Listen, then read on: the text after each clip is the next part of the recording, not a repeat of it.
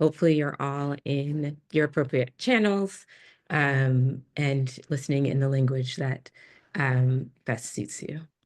So my name is Margaret Quatten, and I'm the campaign director at Grassroots Global Justice Alliance. And welcome to this webinar on community defense practices in the international context. I'm going to say a bit more about what we're doing here today in a moment. But before I do, I want to pass it to Nkenge to kick us off, as we always do in GGJ spaces, with Misika or with libations to engage in a practice that grounds us in the moment. Thank you, Margaret. Hi, everyone. I am Nkenge Browner, and I am kind of going to do a rolling reading to ground us in this moment. I will be reading from Borderlands, The Water Girl Drinks Before the Queen, and How We Get Free. And I'll kind of roll through them so there won't be a pause, so I can stay at the time and that this is just a grounding and I don't take up too much space. The struggle is inner. Chicano, American Indian, Mexican, immigrant, Latino, in power, working class, Black, Asian, our psyches resemble the border towns that are populated by the same people. The struggle has always been inner and is played out in outer terrains. Awareness of our situation must come before inner change, which in turn comes before changes in society. Nothing happens in the real world unless it first happens in the images in our heads. I will not be shamed again, nor will I shame myself. Yes, the Chicano and Chicana have always taken care of growing things and the land.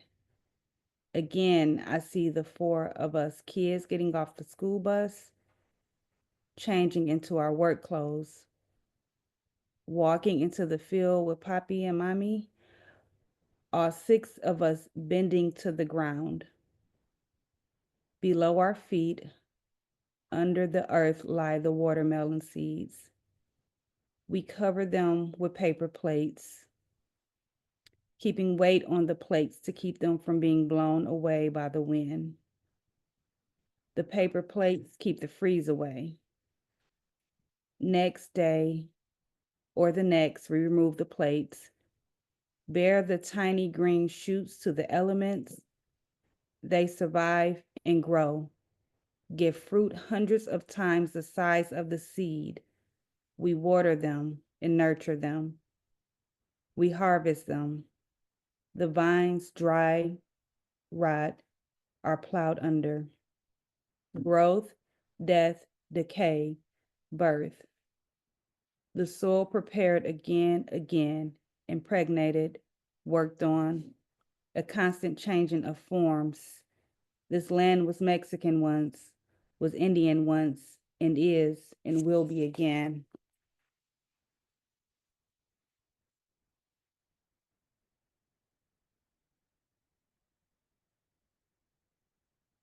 For the war that does not end when they come home. When I was a child, I thought my grandfather's name was Billy Eugene Harris, Honorable Discharge. He would say it like one word, Billy Eugene Harris, Honorable Discharge, like he was reporting for duty.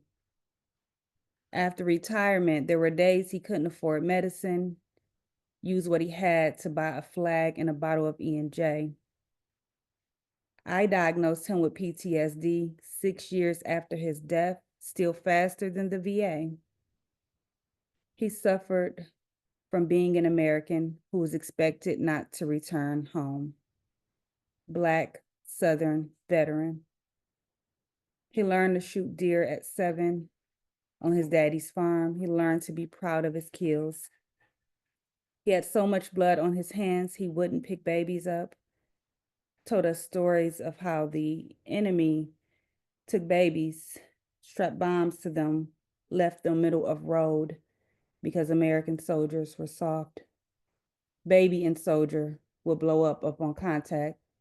His best friend loved babies. His best friend was soft. I watched him pick up his homeboy in pieces again and again. ENJ, PTSD, make his friend appear on kitchen floor. He lost hearing in one ear. I had to yell so he could hear me, but whisper so that he wasn't triggered. This made conversation difficult. He talked to one side of his jaw, showed me the gap in his mouth where the army removed a back tooth so he could store a suicide capsule there. I've noticed memorials receive more attention than veteran centers. Veterans have showed me you can indeed die twice. His best friends can leave him 1,000 times. Veterans yell their names and their titles from graves they outran to the promise maker they enlisted their trust to wars that never end.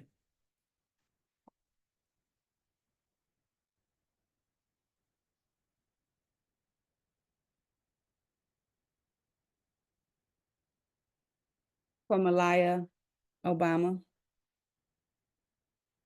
Malaya, when I was younger, my father took me to his company picnic.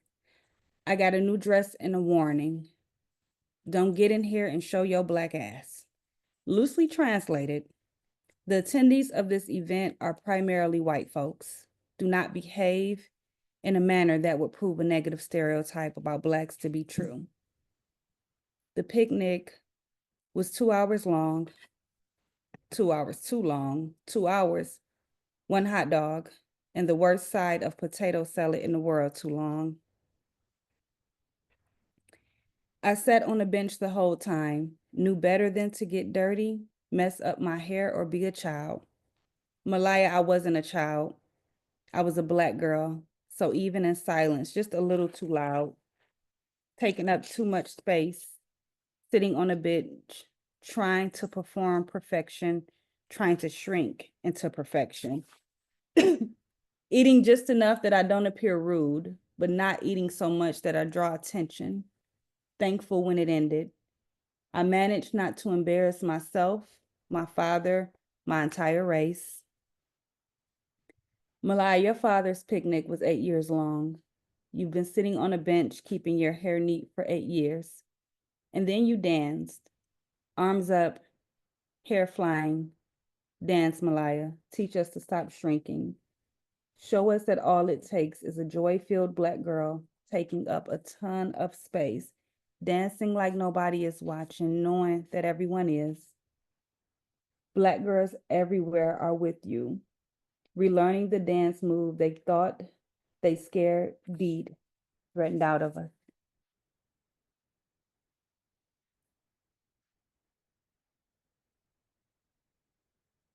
So an interviewer asks Alicia Garza, I'm wondering if those politics also shape your view of things, like where the movement needs to go. Is that something you think is agreed upon or even understood within the movement? Is that controversial? How do people view anti-capitalism or even socialism? Because those two things aren't necessarily the same thing. But when we talk about alternatives to what currently exists, what are those conversations about? And she responded, I think there are some of us who are anti-capitalists. There's not enough of us who are anti-imperialistic, which I actually feel like is really needed.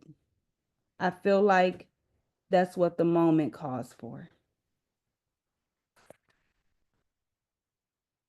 That will stop there. And I hope that grounded you in the moment, the work, and the storytellers who have always captured our struggle, our journey, and our victories throughout this work that we do. Thank you. Ashe, thank you, Nkenge. Thank you for that grounding and happy Black History Month. So as you all may already know, This is the first discussion in a multi-part series that we're hosting as GGJ to learn from our international allies who have struggled under difficult conditions and to get clear on our role in the larger struggle to build economies that care for life of people and of the planet and against fascism and repression. So we're here to engage in that sort of learning practice and to engage in an exchange. This series is going to ask the questions: what parts do we fight against? What do we save? What do we build? Who do we fight alongside? And how do we protect ourselves, our institutions, and our movements? In this first session, we're focusing on practices of community defense. We'll be talking with allies from Brazil and Argentina, where they've dealt with or are currently dealing with far-right leadership, all the way up at the top, and with an ally from Mali, where the political conditions are different, right? They are under military rule and there are multiple forces vying for power historically, but where grassroots movements have built practices to sustain and grow organizing, even in the face of repression. We'll hear a bit more about GGJ's campaign from a member of the campaign leadership team, and then a synthesis of this session before talking about next steps and collectively closing. So how does that sound? Uh, I know that folks are not on video, but if you want to put an emoji in the chat, maybe a here, um, and just checking that folks are in, hopefully in the right webinar. I know that there are quite a few that are happening right now. All right, I'm seeing some folks who are definitely here in the right room. So thank you so much for joining us this afternoon. For some, it's the morning. For our comrade and panelist, Masa, it is the evening. Really appreciate you being here. So before we get started, we wanted to find out a bit more about who's in the room and to get a baseline for how folks are feeling coming in. So to do this, we're going to launch a poll. The first question is just asking for what type of formation you're a part of. So are you with a base building organization, a policy shop, joining as an individual who happened to be scrolling on Instagram? We're going to place that up. It should be up in front of you in a moment. Okay, right now. And I'm already seeing folks answering in. There are quite a few people on this webinar, so I'll give it a moment as 50, 60, 80 people are answering. It's about 50% now. Oh, and it's a range. Okay. So we're at about 80%. I'm going to stop this poll and share it back. And then we'll go on to the next one. So for those who are wondering who else is here, there's a bunch of folks from grassroots or base building organizations, from other alliances or networks, from philanthropy, from policy or technical expert organizations, and then quite a few people who joined on their own. So welcome to all of you. The second question our second and third, we're asking is recognizing that there is a lot happening right now, both in the context in the United States, but also beyond. And we're wanting to see how well folks feel like they're following what's been going on. Have you been having trouble tracking what is happening, or do you feel very clear? And the final question, I mean, we can put those up in a second. Okay, here they are, is about your ability to take action. So when we were first thinking about this series, we got reached out to a few times by folks saying, okay, we really need a touch point to help us orient on what to do. We know that there are folks who have faced these conditions, if not worse, and they've not only survived, but in some cases even won victories or built stronger practices in their organizations. So this last question is to see, yeah, how it is that people have been orienting toward action in this moment. And I'm seeing that about 40% of people have answered and continues to head up. We'll stop the poll in just a second. So if you want to get your answers in, again, it is a range. I have the privilege to see the back end. Okay. So I think we'll stop the poll here at about 70% participates. And I'll share it back up.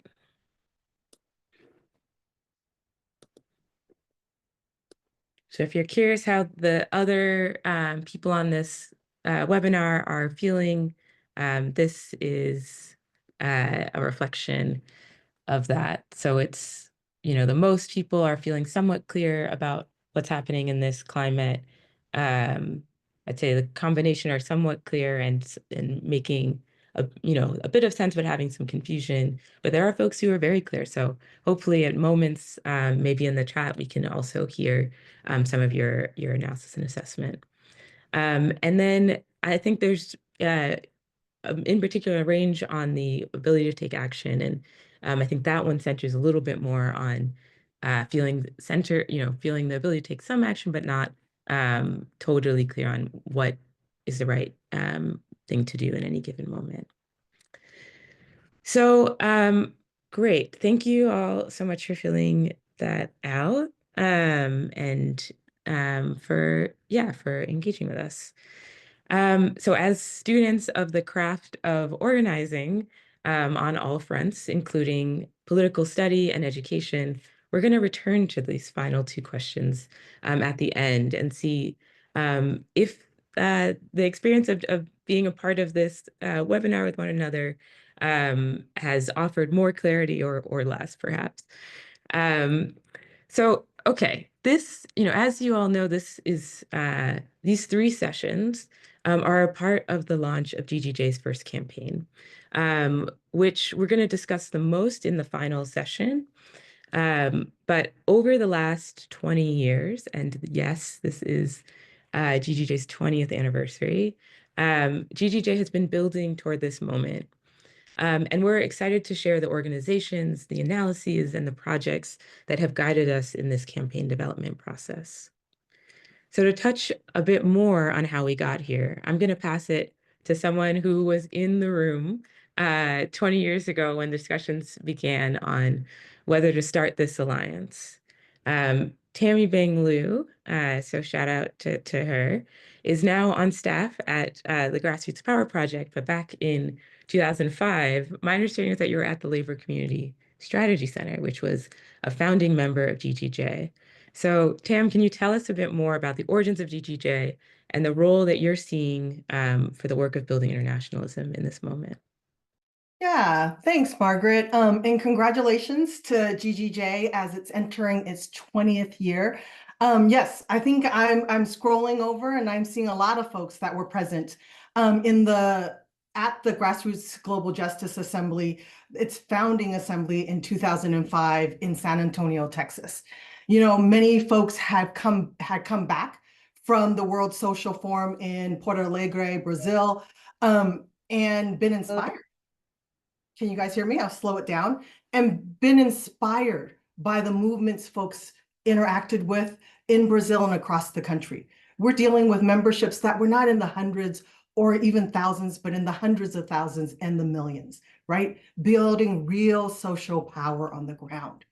And I think there was a real desire to actually bring together the different movements in climate, in immigration, and Black power, and workers' rights, and others, to intentionally build a bigger we, to invest in movement building, and to anchor a grassroots internationalism from the bottom up, right? That worked then to develop the U.S. Social Forum in Atlanta and Detroit, and continuing to build this strain of convergence, deep political education, and grassroots internationalism as a building block of building stronger movements here in the United States. This call is even more important than ever as we're entering this political moment. Grassroots internationalism is more important now than ever as the Trump administration and MAGA forces are working to cohere authoritarian governments in this multipolar world, right? They're aligning, they're deepening their block. And we need, like, the answers of what to do now and what is to be done can't solely be found in the movements here in the United States. We have to look to our international comrades for lessons and also for inspiration. These are movements that have built social power. So we've got to interrogate, how did we address the thinness of our relationship to the multiracial working class at this moment? One way to actually address the disengagement is building real power on the ground. How do we think about how we're building towards governing majorities and experimenting with governing power? Both the contradictions of being able to push a deeper left pole and transform economies and not just fight the power, but be the power. We can learn from these governments of some of the contradictions that they've had to hold. What does it look like to face society as a whole, right? And start to actually win folks over. MAGA has made inroads in the very communities we are building power with. We've got to actually square that concretely. And how do we engage in community defense in such a way that it helps to build towards our longer term agendas and towards a time where we can move on the offense, really thinking about that dialectically stronger? And what strategic tensions and contradictions did these movements hold while engaging in the broader united front against authoritarianism, right? Not ceding to the centrist or right forces, but really building up so that the leadership of the multiracial working class and movements on the ground can lead. These are experiments that we have not built the muscle for here in the United States, of social power, of governing majorities, of facing society as a whole, and looking and functioning and working and building these broader united fronts, right? Holding the strategic tensions. So as GGJ enters its 20th year and continuing to be a convener, deepening the social movement left, deepening the political education, and of course, always anchoring the grassroots internationalism, it is shifting to actually experiment with on the ground experiments and campaigns. So I think we're going to hear more about the divest and harm and invest in care, I think this movement calls for all of us to level up, to strengthen our strategic orientation and look for inspiration on these key critical questions. And I'm so glad that GGJ is pulling together this series to help us do that and meet the moment. Perfect. Thank you, Tammy. Okay. So yeah, I feel like I'm always very compelled when you share. So we've heard a bit, yeah, actually about what our task is as leaders in this moment, seeking to build internationalism into the foundations of our movements, not to lose our folks to the right, and to not just fight the power, but be the power. As I think Tam was sharing, what we're facing in the United States is not unique, right? This sort of strongman, neo-fascist or new fascist leadership has taken hold in many places around the world. And much like imperialism is a phase of capitalist development in which, the internal growth in capitalist nations is insufficient. And so they start sinking their claws into the rich resources of other nations. Fascism, too, is a phase of development of capitalism in which we're facing these internal crises that are requiring this heavy-handed repression to preserve the economic system. And this can happen on multiple fronts, right? From direct repression of the state, like the crackdowns that we're seeing on the quote unquote enemy within, such as against the trans community and against migrants, as well as mobilizing a base of support around racist and sexist xenophobic and homophobic ideas, so that they're attacking and sowing discord on outside of the state as well. And this practice happens in conjunction or in cahoots with the capitalist class, the richest of the rich, because the preservation of capitalism is essential to maintaining their wealth. So I name some of these features not to scare us, but to provide a basis on which to understand some of the similarities of conditions we're going to be hearing about from our counterparts in Argentina and previously in Brazil. We're also going to get insight into how they fought back and or are fighting back now, and the practices that allowed them or are allowing them to defend their movements and their communities. To continue to get specific on practices that are key under repressive conditions, we're also going to hear about Mali and the Western Sahel, where folks have been creating the tools that they need to care for, to protect, and to build with one another. So with that, I want to introduce our speakers. So joining us is Alejandra Engriman, who's the Union Secretary of the Autonomous Workers Central, is also a member of the Executive Committee of Industrial, a member of the Women's Committee of Trade Union Confederation of the Americas, TUCA, and the International Trade Union of the Americas, and is responsible for the Argentine chapter of the World March of Women. So welcome, Alejandra. Next, I'm going to introduce Massa Kone. Massa Kone is a peasant lawyer in Mali, and he is the Secretary General of the Union of Associations and Coordinations of Associations for the Development and Defense of the Rights of the Disadvantaged. He is also a spokesman for the Malian Convergence Against Land Grabbing, CMAT, and a spokesperson for the Global Convergence of Struggles for Land and Water, West Africa. Finally, he's a representative of social movements on the board of the International Coalition of Inhabitants. And then finally, we'll have Josivaldo Alves de Oliveira, joining us from the organization MABE, the Movement of People Affected by Dams. Josivaldo is a part of a social movement with communities and municipalities that are affected by dams in Serra, Piauí, and Maranhão. He is also a political and social organizer with La Via Campesina, Brazil, and in particular is building with workers and peasants movements on the platform around energy and water.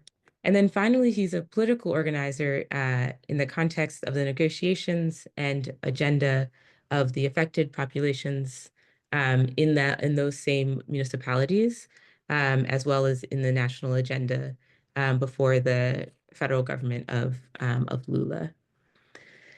So that's who we're going to be hearing from. I am going to pass it first to Osivaldo, joining us from Brazil. And yeah, I wanted to start off by hearing a bit more about the context and also knowing that you all are engaged in the practice of synthesis and of meaning making and have honed a few sort of key understandings about this moment and how it is that you all confronted it and what you think is key to confront it.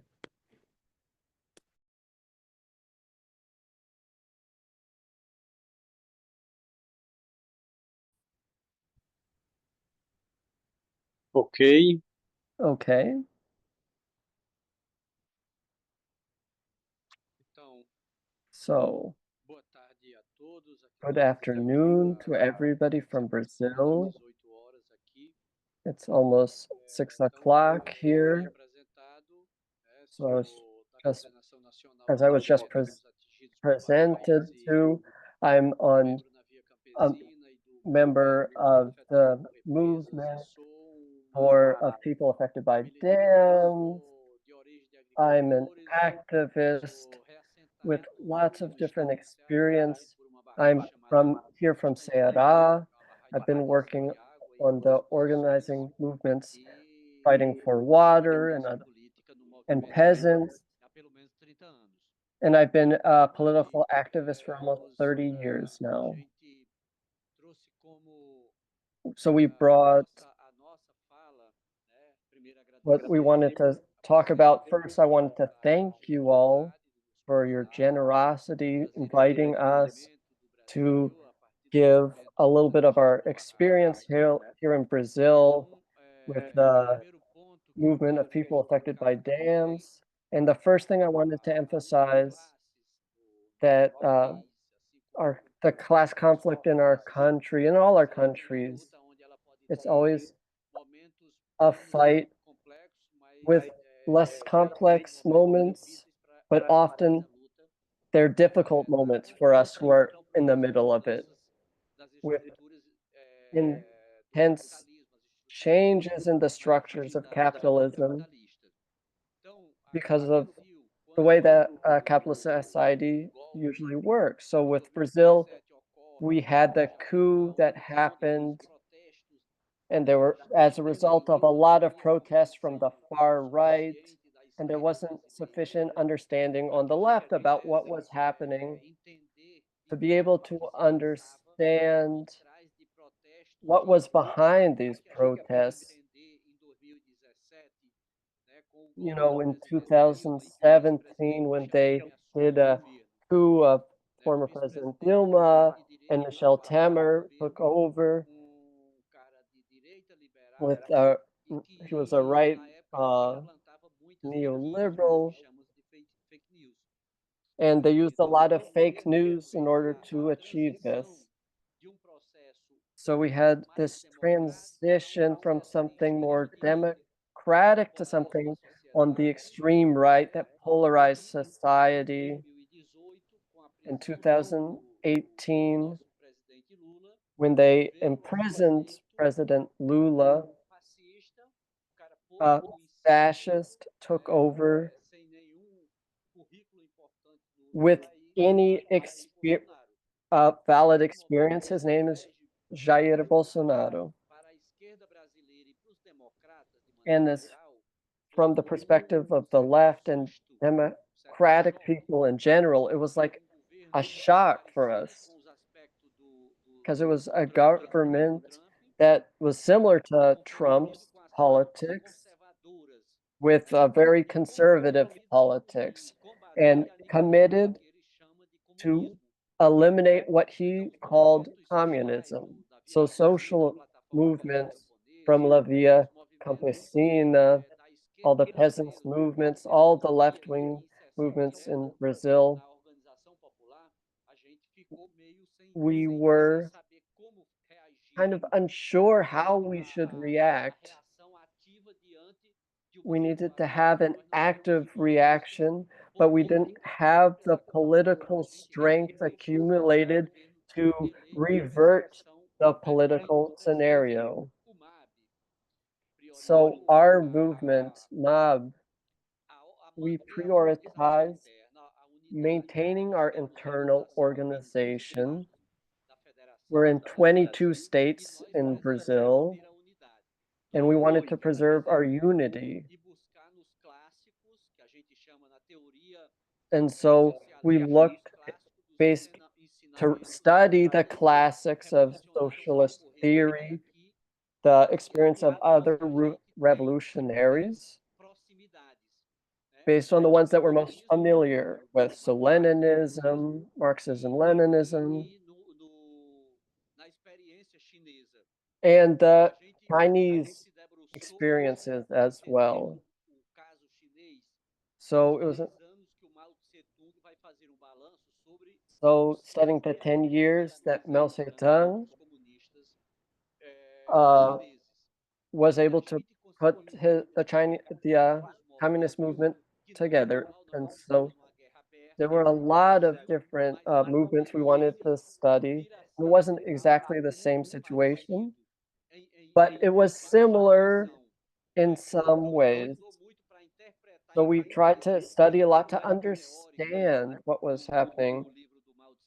Because Mao Zedong isn't like a high theory, theoretical thing, but when he was writing about the civil war in China.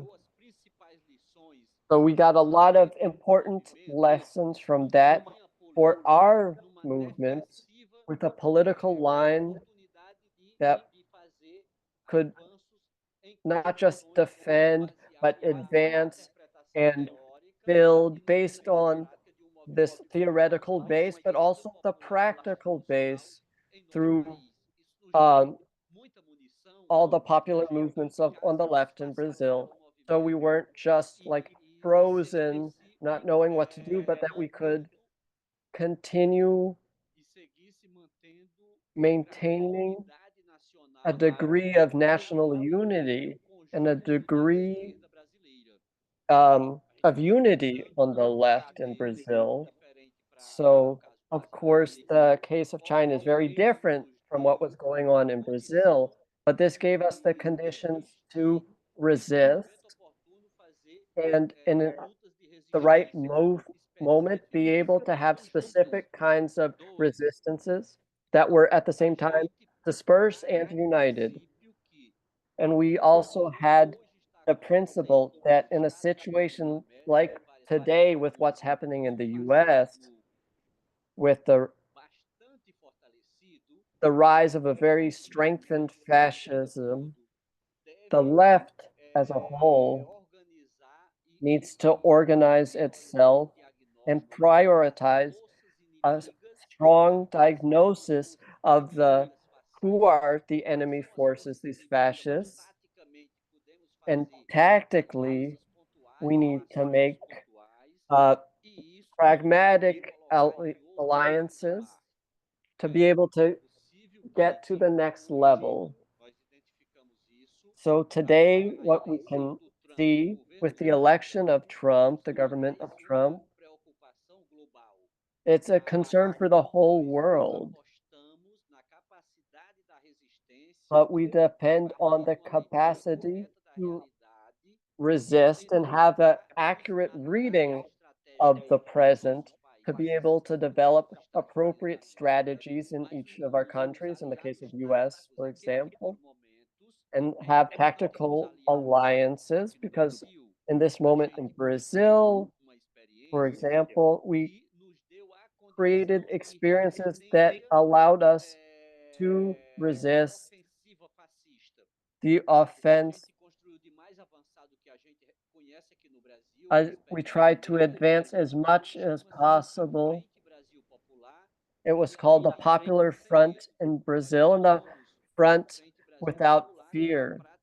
So in practice, this was composed of a broad front with different parties, different sectors of society, and then you have the left and the popular left. And this front, which we were able to build in 2022, we were able to elect Lula for the third time. And this was only possible confronting fascism, which is organized, using fake news, this fascism that has a high percentage of evangelicals on its side and a greater part of the business class as well. We were only able to confront it with a broad front to be able to elect Lula.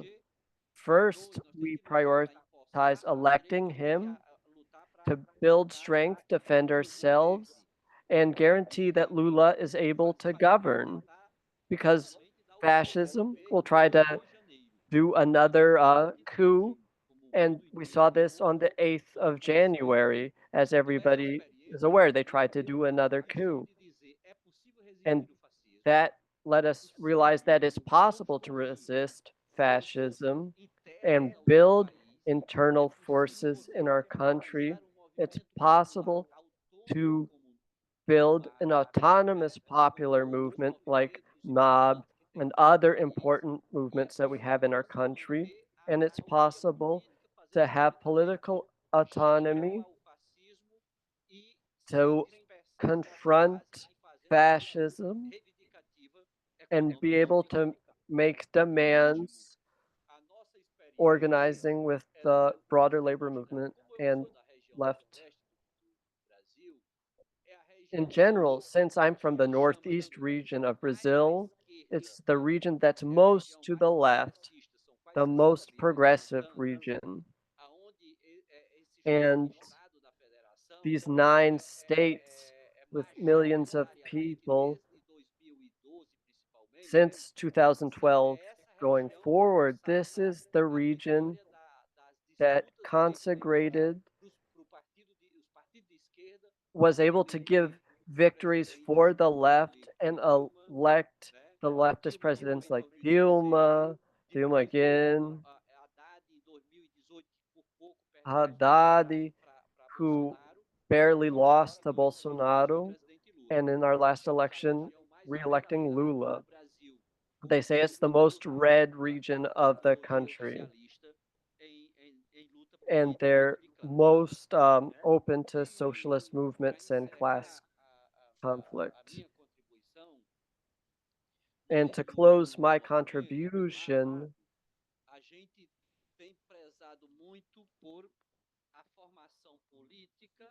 we value political education, both with internal and external forces. We suggest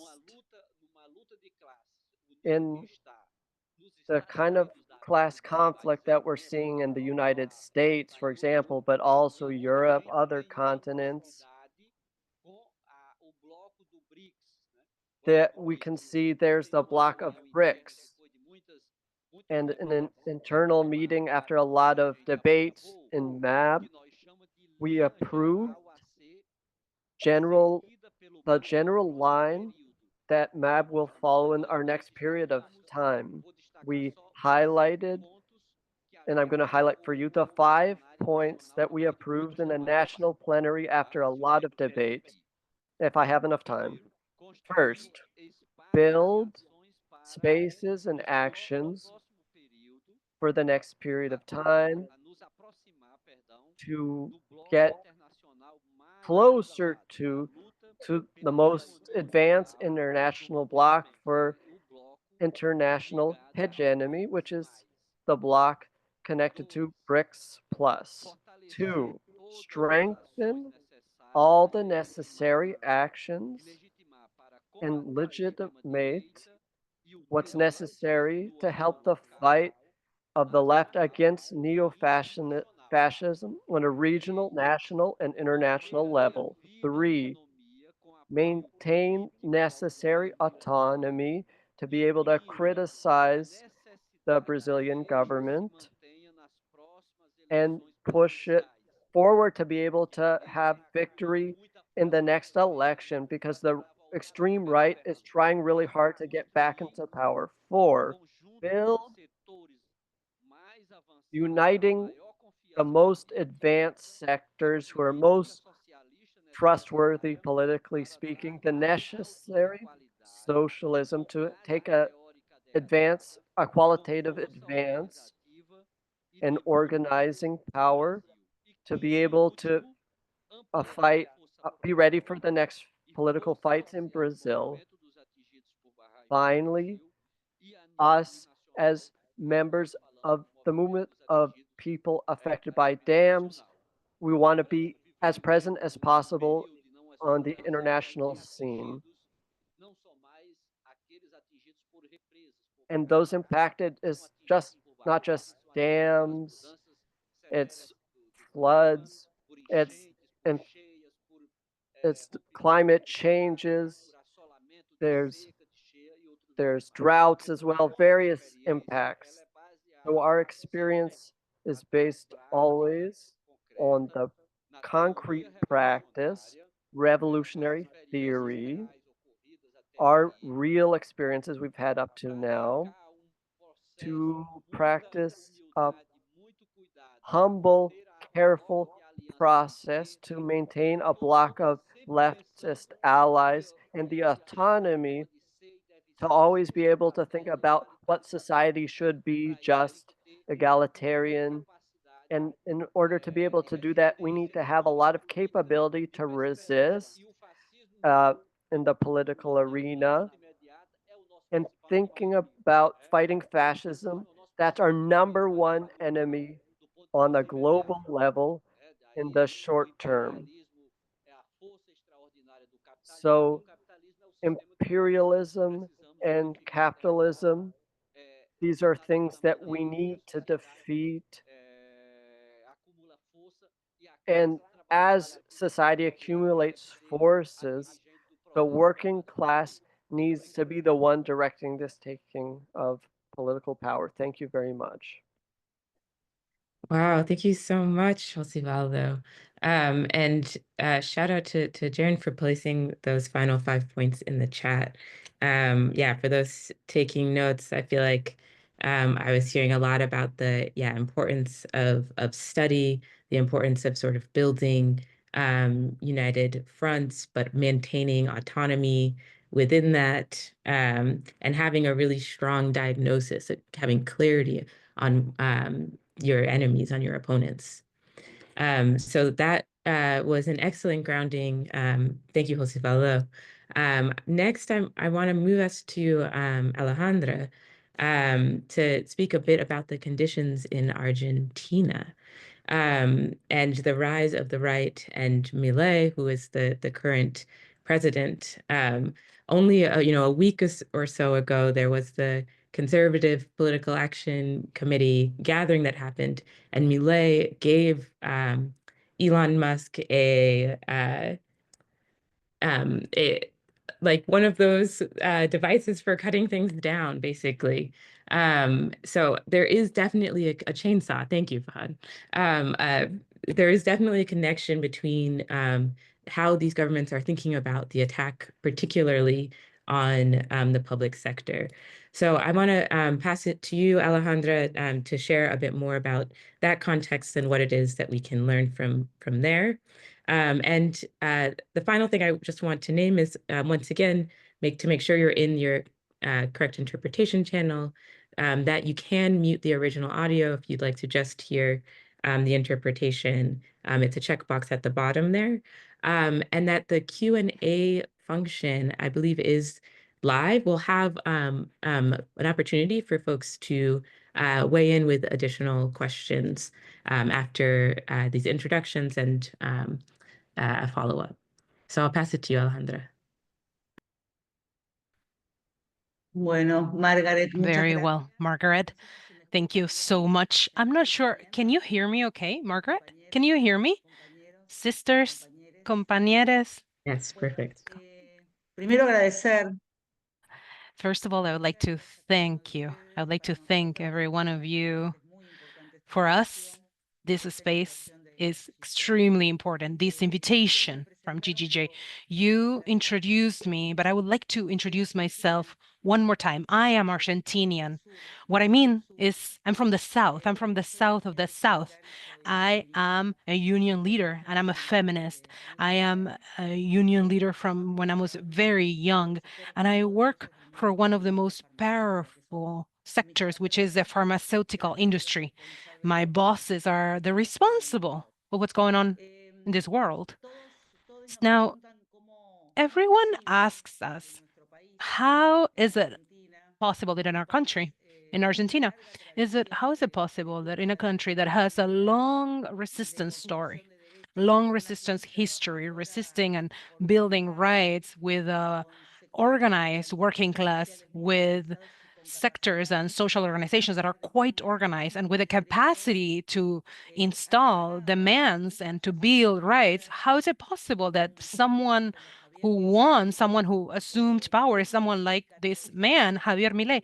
It's hard to categorize this. It's hard to say that he's just simply from the right, that he's fascist, because we are in front of a person who is almost like a new experiment that the powerful sectors has placed in power, and that being, if this is successful in the policies that are being applied, I think it will be replicated in many different countries of the world, and it will bring really bad setbacks to the working class in general and all of our communities. I want to highlight this thing about being from the South, the importance of building alliances with comrades and sisters and compañeras, with people from countries from the North. These are alliances that have been quite complex for us. Our first connection, Tammy was talking about this earlier, it had to do with alliances built through the US Social Forum or through the union organizations in the South. Because when it comes to debates and discussing contradictions and conflicts between the North and the South, between the rights of workers in the South and in the North, there have always been tension.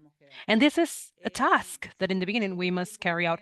I know that I have very little time and I have so much to talk about what is this character, Milei, that it's in power with characters that are quite different to the process in Bolsonaro in Brazil or the process of Trump in the US, because this person is an outsider of the system.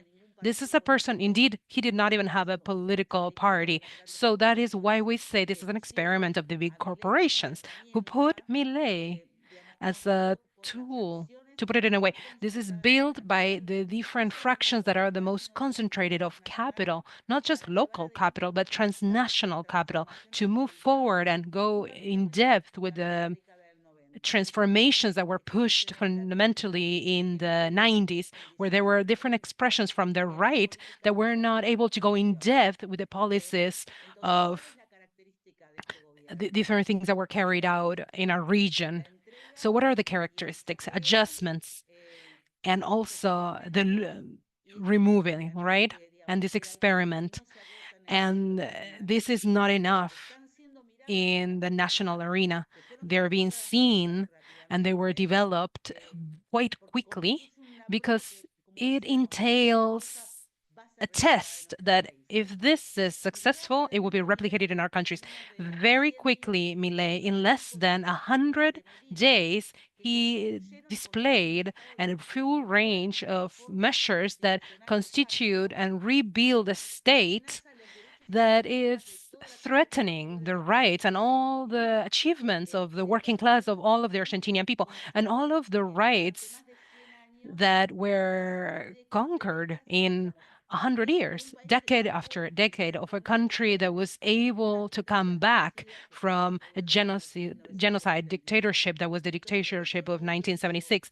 So this was done in complicity with justice and in complicity with the chambers of the House of Representatives and the senators, right? Even though he was not in a specific party, these are the reps of the businesses that are working in the country. So this addition of political power, it's allowing them to govern by decree with the only objective be to maximize the gainings, right? The great capital that was concentrated as the only access. That's, in other words, there is no aspect that would be left outside of the market. What do we mean?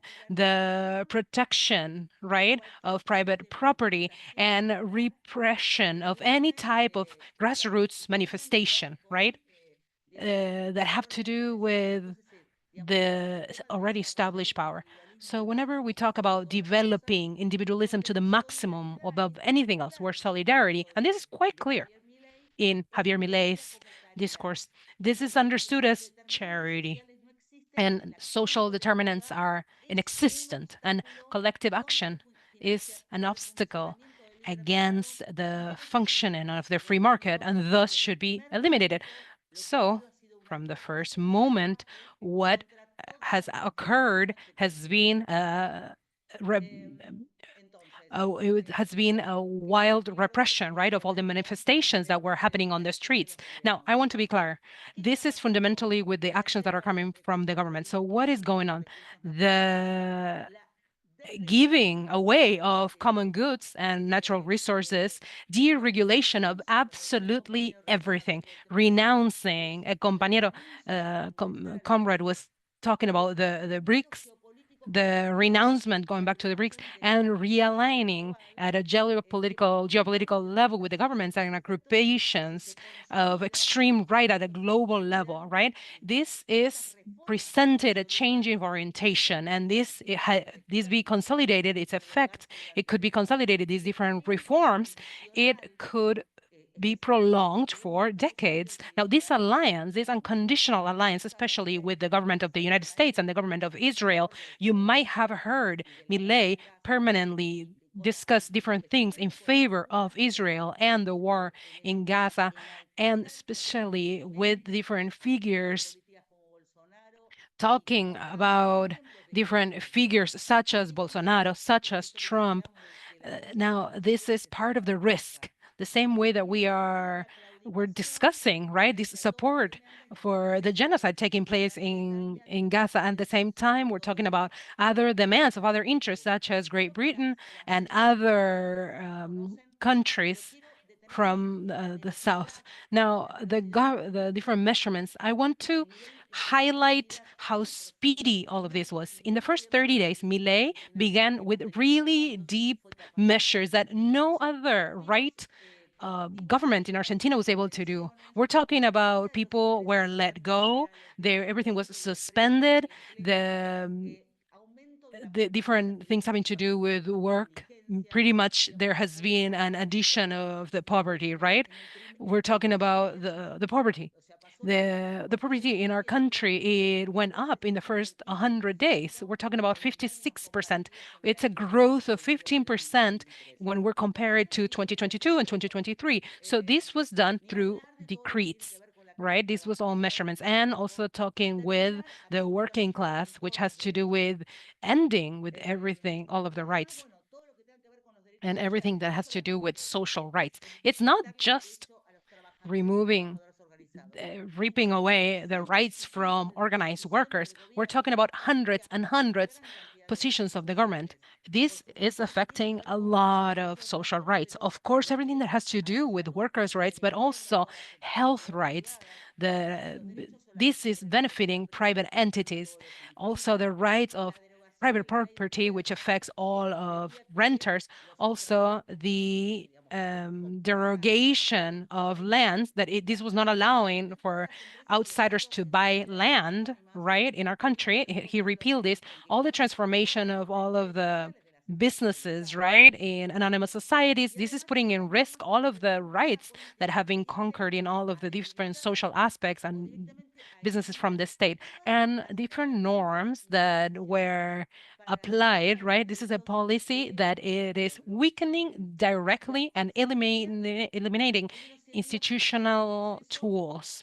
What I say is the first 100 days were setbacks on our social rights. They implemented all of these different modifications, right? We have 400 days of government under Milei. Every single day, you have a new measure, you have a new thing being decreed, and it is restructuring all of the different rights that we have had. Of course, the restructuring of the whole apparatus of the state, the destruction of all of the different ministries that had to do with social rights. The minister was dismantled. I'm so sorry, I'm speaking too fast. So the right of dismantling, right? They were dismantling all of the different ministries that were created to defend our people's rights, such as, for example, women's gender and diversities ministry. What I'm talking about is the destruction of this institution, right? Going against discrimination, all of these different rights that are in the Ministry of Social Development. We're talking about the rights of people of different diversities. And of course, this is alongside going with budget cuts, destruction, and also destruction in the financing of universities. And also, I think I don't have much time left. The symbolic offensive and the discourse against the grassroots. This discourse the president gave, he gave it not facing the Congress of the nation, right? In his discourse, he started talking about cuts, about adjustments, about all workers' rights, and also he threatened all of the different people that were receiving a paycheck, were receiving subsidies from the state, that he would repress, right? He would repress these social manners. And in that manner, what happened is we went on the streets, to the streets. The repression was brutal. And specifically, everything is repeated, right? After all the actions up to today, all the different actions that are being carried out by organizations and being carried out by the people. It's also carried out at a symbolic level because he's building, in that sense, his discourse. He is setting boundaries of what should be publicly accepted by the people. Fundamentally, with racist proposals, with discriminatory proposals that are valuing permanently the official word due to the gigantic network, right? Communication and mass media. Now, Milei's words permanently make references that all organizations are criminal organizations. He says that we are all criminal organizations, and thus the functioning of our organizations, it is to restrict the functioning of the free market, and the free market as the only place that's wise where exchanges can occur that don't require any type of regulation. Now, that is how our person in chief is explaining that poverty has no other explanation other than the interventions being carried out by the state. So when he proposes this thing about the chainsaw, he's talking about destroying the state. The chainsaw is there to destroy the state. He says that himself. He says that he is a subject. He's a subject who's there. He's an outsider. He's an infiltrator. He's infiltrated to destroy everything that the state built with the historical struggle of our people, of our organizations. So, because we are now criminalized organizations, we should be going to jail. We should be persecuted. And he has built tools that is allowing for that to take place. So there is destruction, dequalifying us, and on our end, our organizations that are from the people, right? Our grassroots organizations, our question is, how on earth did our people vote for Milei? Not only did people vote for Milei, but they're still on his side. We don't have exact data, right? Exact numbers, but there's a huge portion of our people who are still supporting Milei simply because he has stabilized everything that has to do with the gigantic inflation levels in Argentina. And the question is, what did we not see? What did we not, where did we mess up as grassroots organizations? And one of the things that it's absolutely clear is that one of the instruments that brought capital in the 90s is the fragmentation of grassroots organizations. In other words, there were created hundreds of organizations. I'm talking about women's organizations in which we participate, migrant rights organizations, indigenous peoples organizations, organizations from the LGBTQ people, plus organizations of working class people and like renters organizations. I'm talking about hundreds and hundreds and hundreds of organizations that in many manners they were financed by international finance organisms, and in the reality they actually put us against one another, where we were unable to build a collective that was wider. We were effectively disputing the logic of those big people in the world. So our task today is being on the defensive. We must go back to study. We must be rethinking the different politics of alliance building, not just at a national level, but at an international level. It has to do with that level of fragmentation, unifying it again. Okay, I think I'll leave it right here now. I am so thankful for your time. And of course, I am available to answer any questions that you may have. Thank you so much. Okay. Thank you, Alejandra, for that. That offering of, yeah, all of the ways in which Milei has been yeah, attacking communities.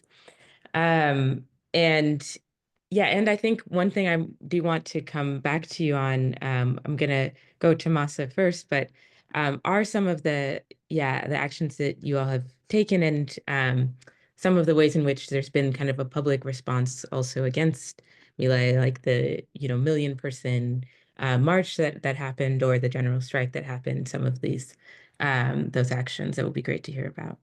I'm gonna go now to Masa, and then maybe we can go back to Alejandra for that question, to hear a bit about the context in Mali. And in particular, there was a question in the chat around strategies, for community defense, for protecting communities. And so I feel like you're the perfect person to pass it to. And yeah, excited to hear. Merci. Thank you. Merci de m'avoir donné la parole. So thanks for having given me the floor and the opportunity to speak here. I feel very comfortable. And it's been very pleasant from the very beginning because the world is doing very badly, everyone can tell. But it is also high time to create strategies to fight the right wing. We need levers to fight the imperialist system. My name is Masa Kone. I'm from Mali, from the Sahel region in Western Africa.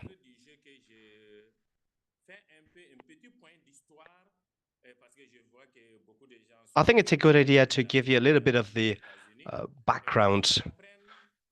We've heard about Latin America and the United States, and my story is going to help you understand why we are forced to come together, because either we come together or we disappear.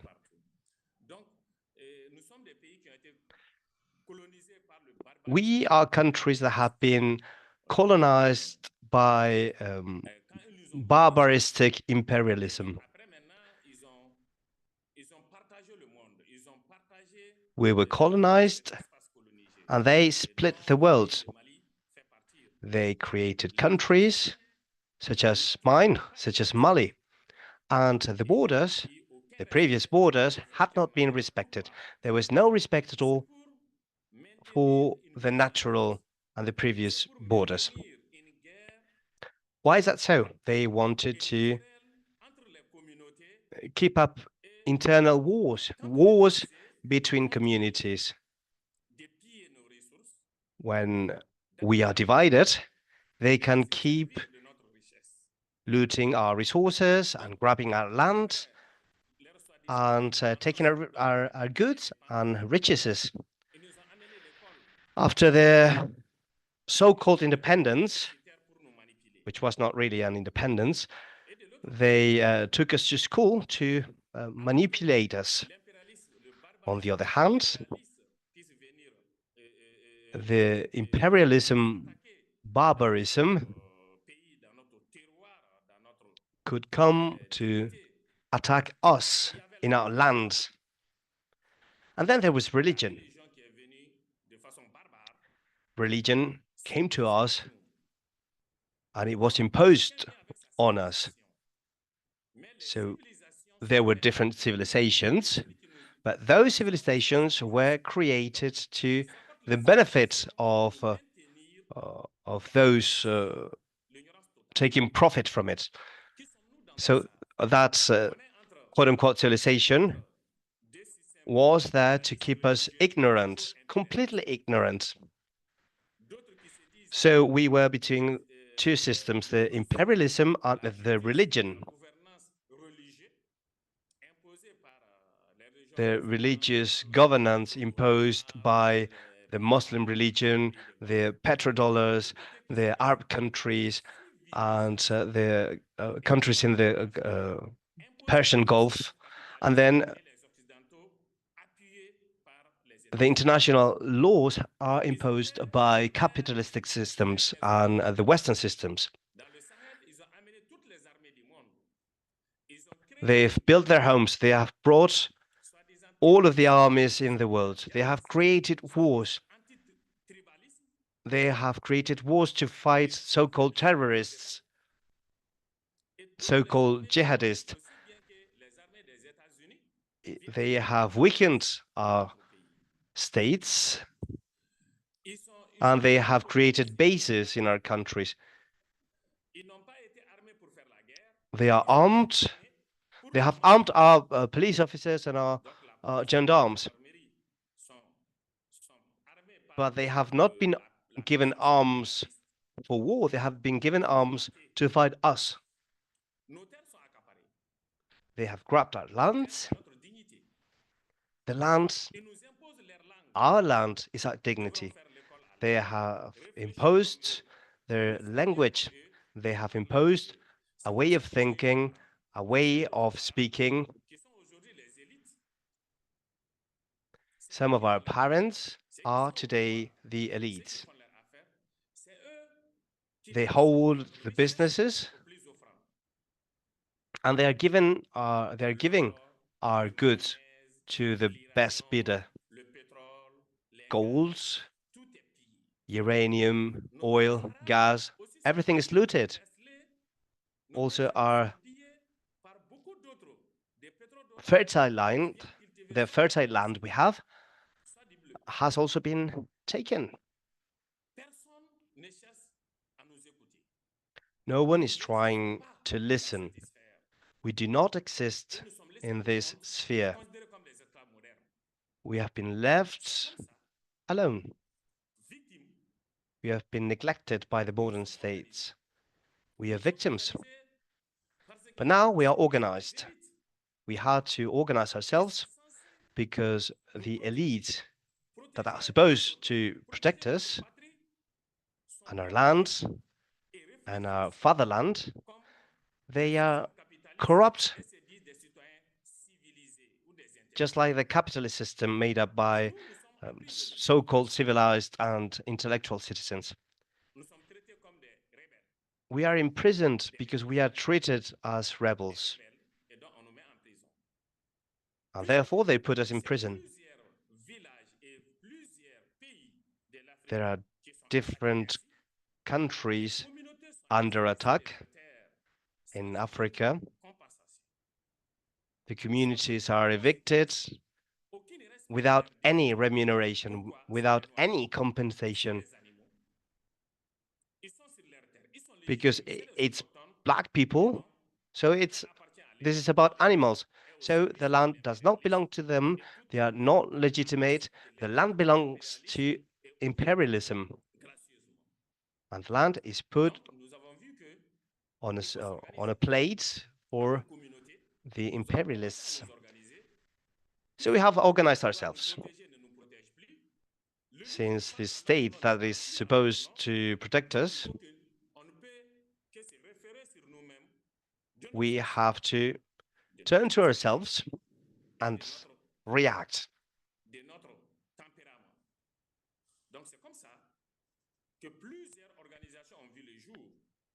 The more organization, as organizations were being created, we started to organize ourselves. We are facing barbarism. We are facing the imperialistic forces, the French army, the police, the gendarmerie.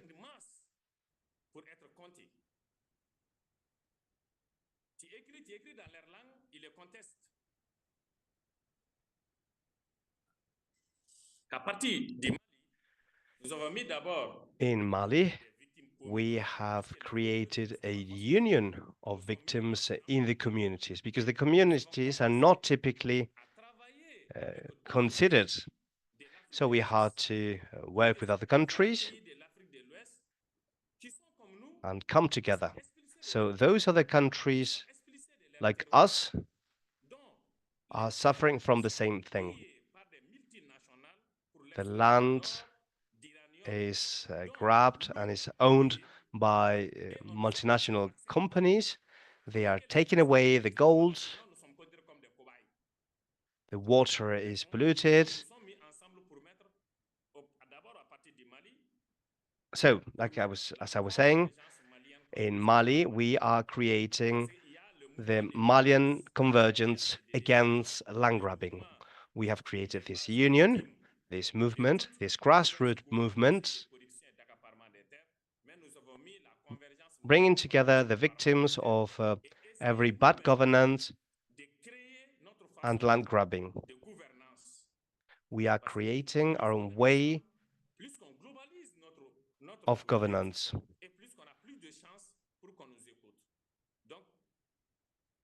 This is increasing our chances to be listened.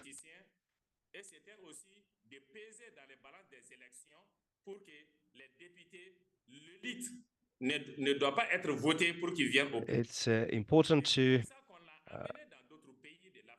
come together to be stronger. This is why we have expanded to other African countries. There are 16 African countries now included, and we are working at a regional or sub-regional level throughout different countries with different platforms.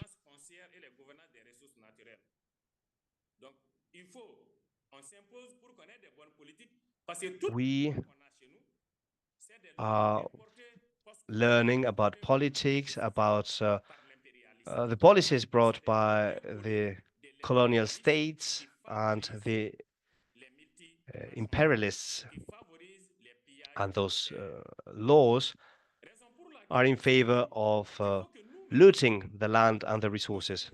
So we have to arrive to a point where we can block politics, vote our own politicians, and bring about change, to change all of the laws that are in favor of.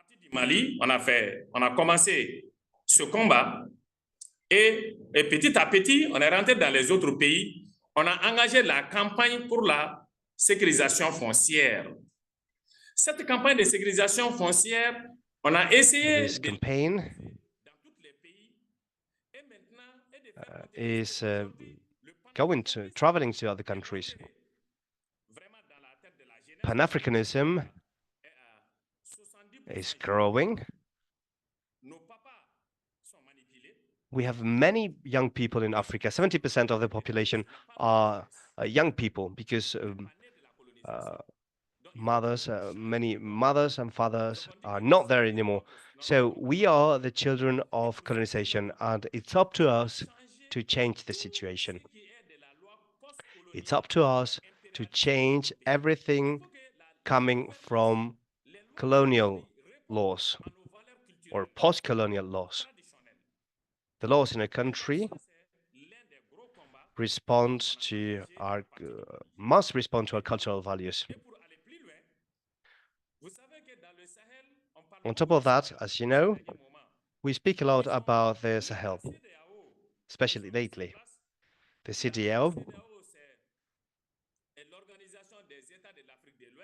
CEDAW, which is the Organization of Western African Countries, is subject to the European Union. They are supporting our armies,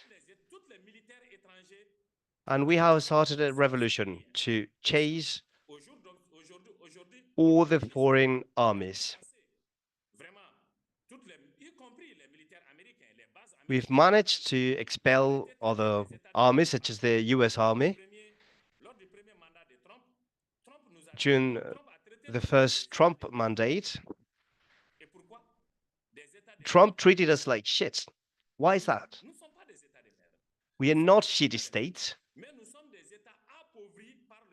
We are impoverished states, and we have been impoverished by the capitalist system that is looting our riches, our resources.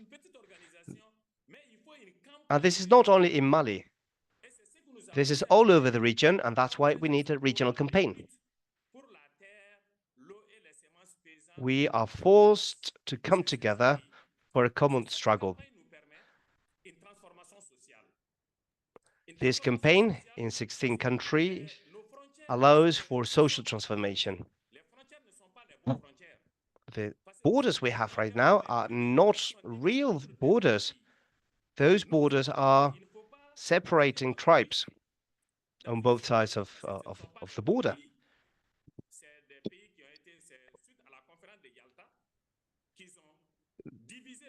Those borders were created during the Yalta Conference, and they are all over Africa, separating peoples. But we have common cultures, we have common traditions. Now we have a global vision for Africa, and for that, we need to come together. We need global convergence to fight for our land, for our water, and for our seeds. We have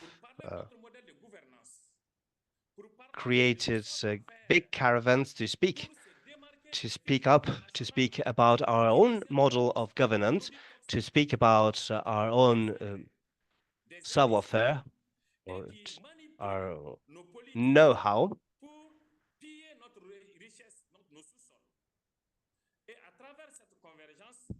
So with this union, which has created the fourth caravan already, we are moving forward towards the victims of extractivism, the victims of land grabbing, the groups of women, the groups of youth. We had to organize ourselves to become more powerful. And this is why today, in 16 West African countries, we have efficient communication. We are trying to find our own anti-capitalistic system, anti-imperialistic system. We are trying to find ways to sabotage multinational companies. Massa? And this is why we are organized. I shall stop here. I think I've gone over my time. We are a bit over time. So if you have any questions, please feel free, and we can build on what I've said. Thank you. Great. Thanks, Massa. Yeah, I might actually keep you here for just briefly, but we'll only have a minute. One, I wanted to share with folks just photos that you sent of some of these caravans. So I think to Sun Yang's question in the chat, part of the strategies that they're using in Mali to build under these conditions is actually to build regionally versus sort of purely locally through this process of a caravan every few years. The other thing I wanted you to touch on just briefly, Massa, is if you could speak about the parajuris and the training of paralegals.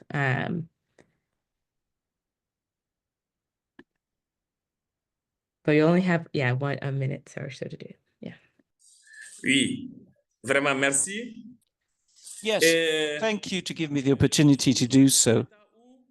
We are in states where the law is violated, is not respected by transnational companies, by very rich people. And we are in a neoliberal system where the liberal companies and rich people impose their law, and at the same time violating human rights. And school is a luxury in our country. And we have started different strategies for ourselves because we fought for studying law. And now, I mean, you have to understand that in Africa, in Sahel, we can find villages of more than 20,000 people, and no one can speak French. So they don't even understand what our law is, because psychologically speaking, they are being dominated. So we start this training in villages because people don't have enough money to pay for legal advisors, because they live 500 kilometers or 600 kilometers from the cities where they are. So we have trained para lawyers in order for them to understand the basic rights. What are they? What are the basic rights? First of all, the right of acknowledging somebody's legitimacy of owning lands, and because people sign documents and they don't really understand what they sign, and a village chief, a chief of village can sign a document, and these experts in law are trained for understanding basic rules. They don't have to go on studying law for ages, but they have to understand the land law, the civil code, and the penal code. And this is the same training we are giving in Western Africa, in popular universities. So many people help communities and help them defend their rights and their activisms. The para lawyers are able to speak with the police or with a representative of the government, and they can address these issues saying, why are you here? Why are you in our villages? Why do you want me to sign these documents? And we need to be invited to go to the villages. So we have trained many paralegals, not only in Mali, but also in Western Africa. And we work with the communities and we train people who are able afterwards to defend women's rights, the youth's rights, indigenous people's rights for water, etc., etc., in order for people to have rights and to understand their rights. This is our policy. We work on different segments. This is the segment of our policy to fight for human rights. We also train leading women in all the different sectors, and they fight for the women's right because they fight patriarchy, they fight the religious system, and they have to break down the arguments of religious people, showing that this argument is not the right one. And it's an interpretation of Quran. You interpret the Bible with patriarchy in mind in order to impose your force upon women. So many women are trained to be able to answer back and to break down the arguments. And in all these different segments, we work as a movement in order to be autonomous and to be able to fight back, because the elite serves imperialism, serves the capitalistic right. Perfect. Thank you so much for that, Masa. Yeah, it reminds you of some of the practice that folks have been engaging in on the idea of know your rights, so that you're equipped to when you're encountering police or ICE or other aspects of the state, But I feel like you're naming something really specific of being able to train up paralegals at the local level, and how that has been able to protect communities, much like practices that are around, building up community health workers or other sort of community level leadership. And I think also a really powerful share on the sort of inoculation or like defense against the narratives or the language that we might hear. So we're coming to a close. So I want to give Alejandra and then also Josibaldo final comments. You'll each have about 2 minutes.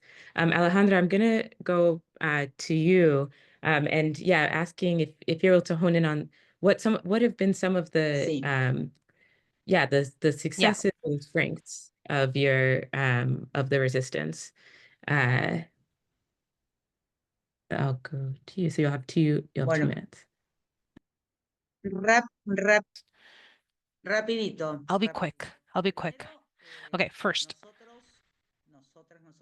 we never abandoned the streets, the grassroots. You were asking about the manifestation of February 1st, right? It was a manifestation of 1 million people. It was a manifestation having to do with the vulneration, with the hurting of the rights of LGBTQ plus people and women's rights. It was a theme that was a mobilization with a theme that was anti-racist, anti-fascist, in defense of our rights. In the beginning, our task is not to abandon the grassroots, the streets. On March 8th, we have a gigantic mobilization, such as the mobilizations that our people do, which the theme is clear. Against hunger, it is necessary, right? We're going against hunger and cruelty. And on March 24th, we have a homage due to the people who are disappearing in the dictatorship. Now, the strategy is not to abandon the central strategy. This strategy has to do with massiveness, right? We cannot allow the repressions that we have, right? In every week, we have repression in the different mobilizations, the different sectors are happening. On the other hand, the debate is the reconstruction of organizing structures that would allow us to have another type of discussion, another type of debate, more than anything that have to do with the class of democracy, that have to do with who have been governing our country. And there was no response. The democracy was not responsive because it was by delegations and it was not a representative democracy. There's different scenarios. The working class in Argentina, it's being unified with different struggles, right? So we have 3 different union organized in our country, articulating the conjunction of our struggles, right? So whenever there's massiveness, repression is not possible. And each one of those is with debates, I'm so sorry, I'm speaking too fast. So what I was telling you about is that each one of those mobilizations, in order for them to be mass mobilizations, they need gigantic levels of organizing, right? Gigantic levels of prior debates, strategizing that would allow us to, how can I put it, to advance in the discussion of what new representation system are we needing more than anything now that it's contemplating our people's demands, right? Our young people's demands, who are pretty much the people who voted for Javier Milei. So going back to building, again, a collective. This is a task. Tammy said it. This is a long-term task. This is not a short-term task. And mobilizations, it doesn't matter how massive these mobilizations are, they will not guarantee the winning over Milei's governments, or much less than that. I want to give an example. The feminist movement was able to achieve abortion rights in our country with mobilizations that were gigantic. I'm talking about gigantic. I'm talking about millions and millions and millions of women and young people on the street doing manifestations. Nonetheless, what we were able to see at that point is that those mobilizations, they were only available, they were only possible whenever we're talking about discussion of individual rights, whenever we need to discuss collective rights, massive mobilizations, they have been quite challenging. So the construction of that collective, of that will unify all the different fragments, that will unify the struggles of the indigenous people, of the LGBTQ people, of the migrant rights, where we're all together, right? We're all together in a struggle where the working class, how the compañeros, the comrades were sharing, it's cross-cutting, is the objective of building alliances in this conjuncture, coyuntura. I'm not sure, Margaret, if I'm answering your question, but yes, that massiveness, that mass will continue being on the streets. It does not guarantee that we will have victory unless there's an agreement of having a new democracy. Thank you, Alejandra. Yes, that definitely, I think, lit a fire in me, the idea of staying public, staying loud, and building massive, and getting aligned and building united fronts that have, that are able to offer a mobilizing vision. I'm going to go to Josivaldo for final comment. Thank you so much, Alejandra. Um, uh, I know that you shared a particular 5 points political, almost like a program for how to approach this moment. But I want to give you an opportunity to just in the final 2 minutes here share any additional strategies or lessons learned from the practice of resisting Bolsonaro.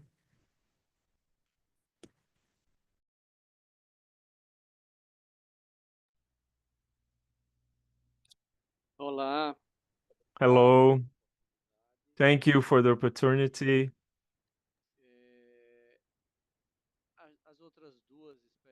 The other two experiences of the comrades, our comrade from Argentina and from Mali, there are really important countries that face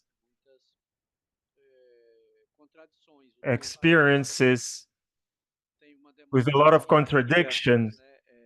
They have a democracy in our countries, but it's from the bourgeoisie, it's completely capitalist, against deep changes in structures. So we have we can't have deep changes that bring equality in society. The last fascist government began with Michel Temer after the coup, which had the biggest setbacks in our rights in our countries against rights historically built by the working class in the society, as Alejandra mentioned with the experience of Milei in Argentina. So these are individuals doing in service of the capitalism and interests of corporations.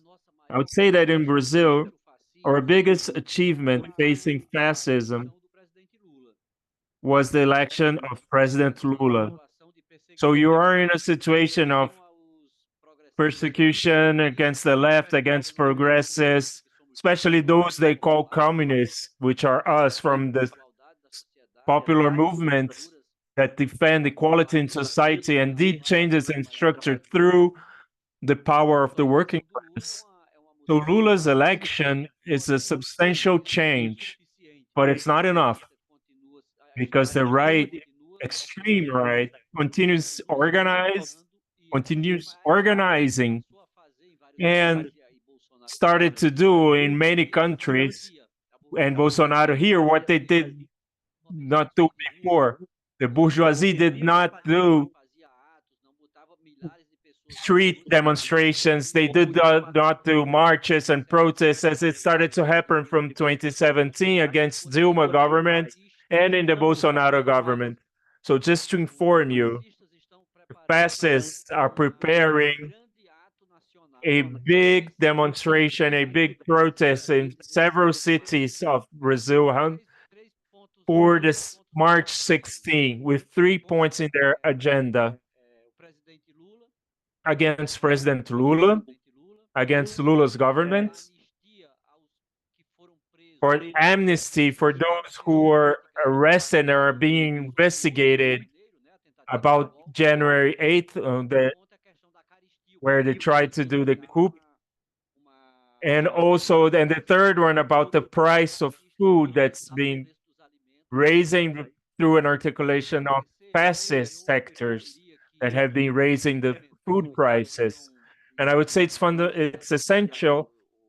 We cannot let go or give less importance to the importance of organization. A country that has a specific movements should keep them. Countries where it's possible to do a national alliance between different political forces, unions, political parties, and social movements, they should do this. It's an urgency. Also, to think about a more global left-wing network, because if you're in a local struggle against fascism without structuring a political strategy that thinks about democracy, where the working class can think in a more transformative way, it's not enough. So the tools for organizing, they will be there. We need to be up to the task, and it's really important to strengthen grassroots communities with concrete struggles on the streets, with a lot of campaigns, a lot of networking, a lot of communication. But do not forget that we'll make a difference when you see our capacity of concretely bringing people to the streets and convincing the more progressive sectors of our society. So I really wish we are successful, that we are able to defeat fascism in the world, one place at a time, and that in a time not so far from now, that we can really have freedom as working class, not just the freedom of the capitalist democracy, because they give us a breath, but they are oppressive. They come from the capitalist system, and they oppress in the same way in their reaction to any of those who want to exercise power. So in the name of MABI, I thank you so much for all this organization, all our comrades from all the countries, from the deep inside from my heart, a really fraternal heart to all of you. Thank you, Josivaldo. Yes, what an important reminder to stay vigilant, to continue to organize on the streets and at the local level around issues that are going to be mobilizing. And I also know that you all used the courts. There were a number of strategies that led to the shift of power. So yeah, appreciating the role also of elections as a part of that shift. So thank you all. I want to pass very briefly, actually, maybe speaking about campaigns, to Frankie from Courage to share just a bit about where we're headed for GGJ's campaign. Thank you, Margaret. My name is Frankie Free Ramos from Courage, Communities United for Restorative Youth Justice, based in Ohlone Land in Oakland, California. Thank you, everybody, for coming out. I hope you got a lot of gems, a lot of lessons from today. Today's political education session and conversation with comrades globally is just one part of a series that is honoring and celebrating GGJ's 20th anniversary as a movement space to bring us together nationally, internationally, to learn from each other, give each other courage and tools and hope and history and lessons for moving forward, which we know we need now more than ever. But this is also our very, very special launch of our new national campaign to care for and protect our communities. This is something that we've been working for as an alliance for many years. And no matter what is happening in this nation, in the world, we are honoring the work that we have been putting. We have been honoring, we're going to honor our vision for the better future that we know we are building, and nothing will deter us. And that's why we are launching this campaign where we're going to continue to demand locally, but also regionally and nationally for our leaders to divest from the systems that continue to reproduce harm and to invest instead in a regenerative economy that supports life, that supports our children, our elders, our families, and all of our living relatives. So we are very, very excited for this, the launch of this campaign. We invite you to join us. Please come to the second and third part of this political education series.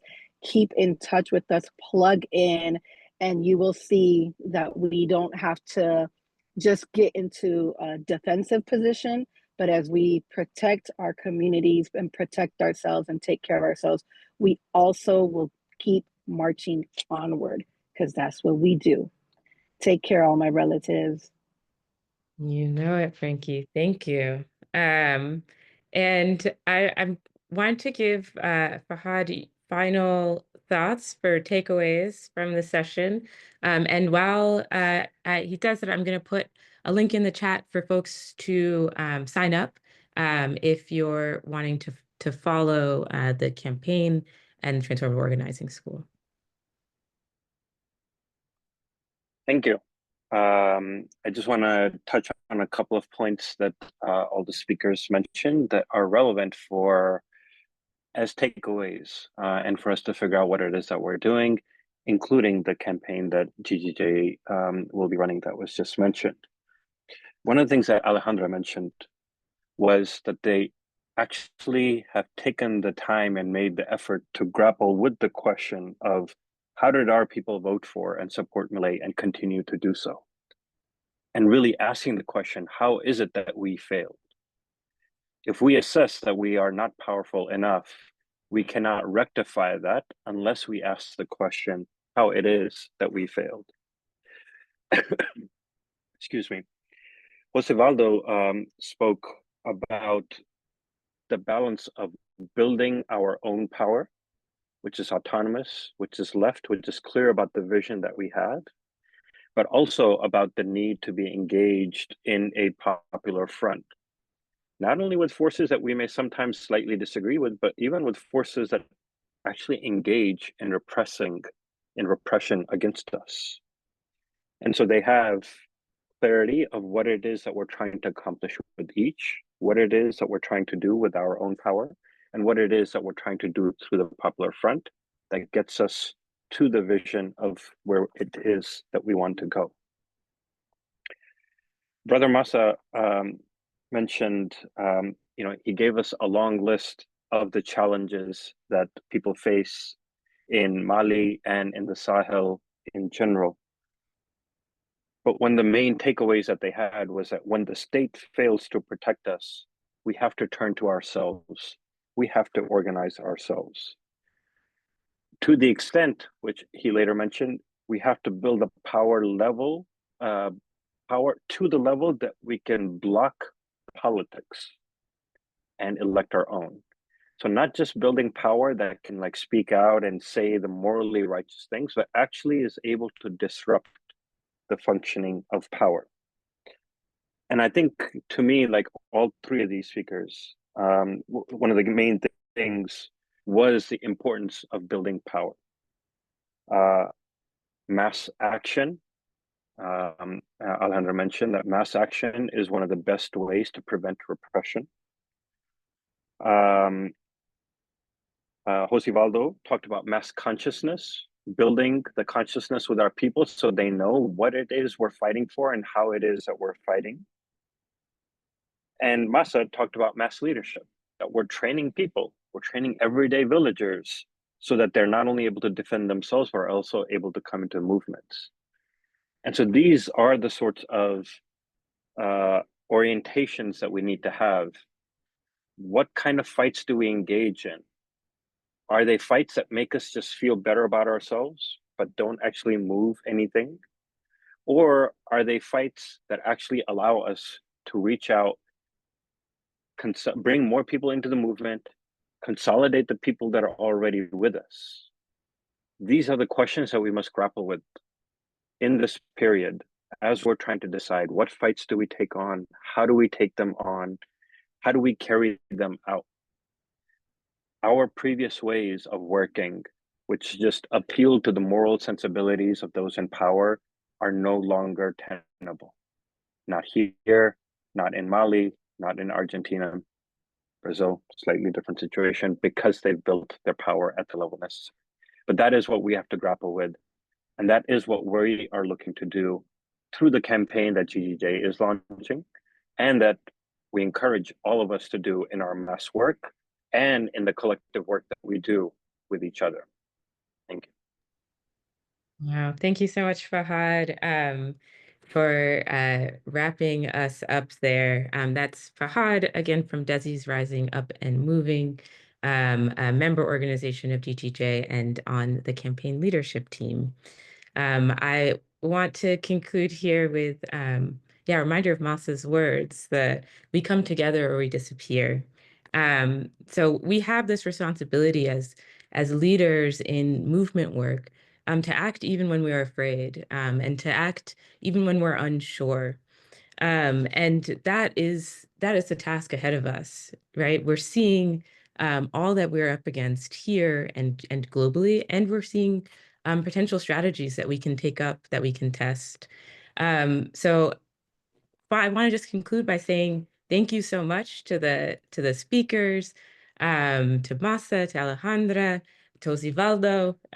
Thank you to Grassroots International, who supported us in getting the speakers. Thank you to GGJ staff, to the interpreters. We had an amazing interpretation team this time around, to allies and the folks who are working in the background to make this happen. It's been amazing to have you. Again, the link in the chat is to sign up for continuing to follow this, the campaign process, and we'll be having the next one of the series in next month, and we'll send an email follow-up with the recording. I know that was asked, as well as the registration link for that. So thank you all so much, and I hope you have a great rest of your night.